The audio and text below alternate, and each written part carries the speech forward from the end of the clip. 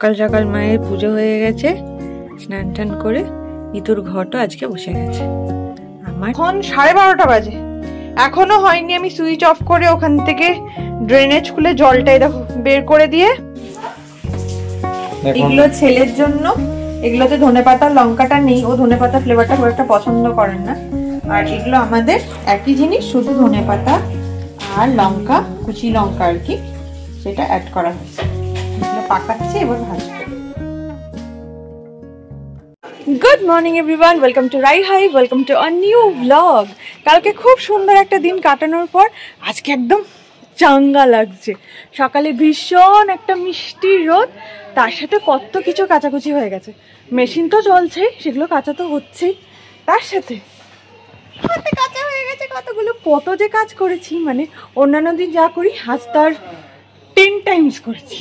ভাবতে পারছো, মানে এত ফ্রেশ লাগছে কি বলবো। সত্যি একটা সুন্দর মিষ্টি ঘোরা অনেক কিছু বদলে দেয় মানুষকে, মানে যারা ঘুরতে ভালোবাসে স্পেশালি তাদের। চলো শুরু করি আজকের দিনটা। হয়েছে খোকন, হয়েছে? ও বাবা, খোলা যাবে না এখন, এখন না, এখন না মা, না হলে খোলা যায় না। এটা হয়ে যাক তারপর। এই দেখো এখানে ইতুর ঘট পেতেছে মা। সকাল সকাল মায়ের পুজো হয়ে গেছে, স্নান টান করে ইতুর ঘটও আজকে বসে গেছে আমার আর মায়ের নামে। এই দেখো আমাদের শীতের আজকের ফলাহার। সব খাবে তুমি, দাঁড়াও। এরকম মোসাম্বি আছে, আপেল আছে, কলা আছে, পানি ফল আছে, সব রকমের। সব খেতে হয়। এই ওয়াশিং মেশিন নিয়ে এক জ্বালা হয়েছে, কিছুতেই সময় জিনিস সময় হয় না। 1 ঘন্টা জিনিস 1.5 ঘন্টা, 2 ঘন্টা, 4 ঘন্টা। সেই সকালবেলা বাপি চালিয়ে দিয়ে গেছে, এখন 12:30 বাজে, এখনো হয়নি। আমি সুইচ অফ করে ওখান থেকে ড্রেনেজ খুলে জলটাই দেখো বের করে দিয়ে, তারপর গেটটা খুলে নিংড়ে মিলছি। মানে কি যে জঘন্য অবস্থা। বাড়িতে এইসব জিনিস খারাপ হলে যে কি কষ্ট যাদের হয় তারাই শুধু জানে। বাপরে বাপ। দুপুর বেলায় খাওয়া দাওয়া শেষে আদর জেসিবি নিয়ে কি করছে? দেখি দেখি দেখি মা, কোথায় তোমার জেসিবিটা? দেখাও মামাই মিমিদের, দেখাও কেমন জেসিবি। কই এদিকে এসো। এটাই তো ভালো হবে, তোমাদের একটু লাইক কমেন্টে জানাও, আজকে জানিয়ে দাও। আচ্ছা দাও। একেবারে বেলা শেষ হয়ে এসছে, আদর নিচে ঘুমাচ্ছে। আমি জামা কাপড়গুলো তুলে ফেলি, কারণ এবার সন্ধে লেগে যাবে, আর সেটাতে আবার একটা খারাপ ব্যাপার হবে। জামা কাপড়গুলো আগে তুলে ফেলি। শীত এসছে বোঝা যায় এনাকে দেখে। ইনি চা খান না, কিন্তু ওটা কফি। ব্ল্যাক কফি ছাড়া উনি আবার খান না, কারণ ওনার দুধ সহ্য হয় না। মানে উনি দুধের গন্ধই সহ্য করতে পারেন না। যখনই বুঝবে অনুপ কাপ নিয়ে বসেছে, বুঝবে শীতকাল চলে এসছে। না, ঠান্ডাটা পড়েওছে খুব। আহা হা হা, ভালো লাগছে। এরকম ঠান্ডা একটু বেশ কফি না হলে ভালো লাগে। ও আজ আবার ভাবছিলাম সয়াবিন করব, কিন্তু রোজ নতুন নতুন কি বানাই বলো তো।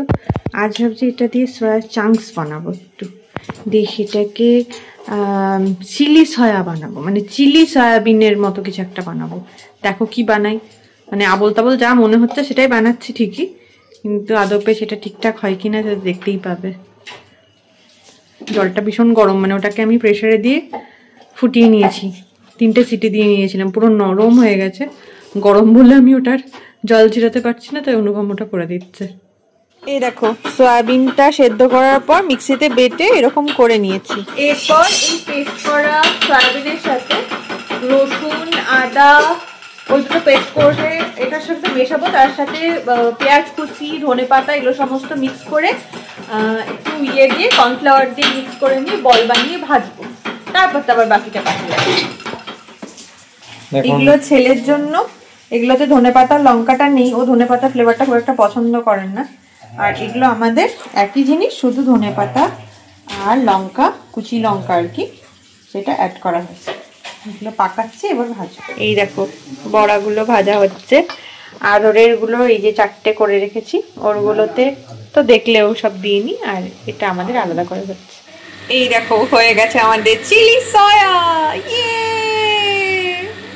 দেখো তো খেয়ে কেমন হয়েছে।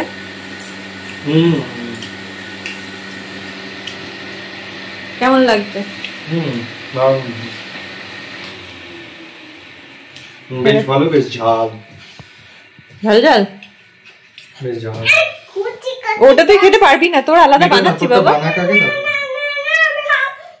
খাওয়া দাওয়ার পর্ব শেষে ওপরে চলে এসেছি। আজকে বেশ মজা হলো জানো তো, মানে নতুন রকম কিছু বানালে যেটা হয়।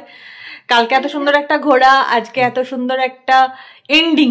সকালটা তো দেখলে পুরো ঘেটে গেছিল আমার, বিকালের এন্ডিংটা ভালো হলো, যা শেষ ভালো তার সব ভালো। দেখা হচ্ছে আবার কালকে, হাজির থেকো।